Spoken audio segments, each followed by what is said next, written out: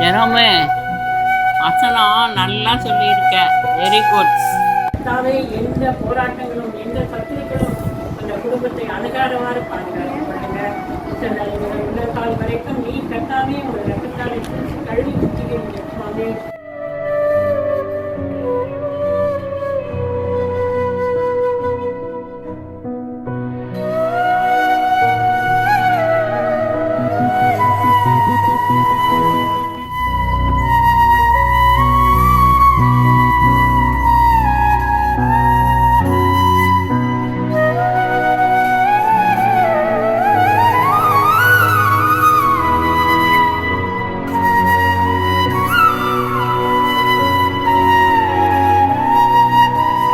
என்ன சாப்பிட்ட? அட என் அப்பா இப்போ இனி ஒரு ஜனவரி பிப்ரவரி வரைக்கும் எதுவுமே குளுமையா சாப்பிடாத. ஏன்னா எல்லாம் குளிர்காலம். பத்துதான் இருக்கு சோப்பியா. ஜூஸ் குடிச்சிருக்க? படுத்துருக்கீங்களா உக்காந்துருக்கீங்களா?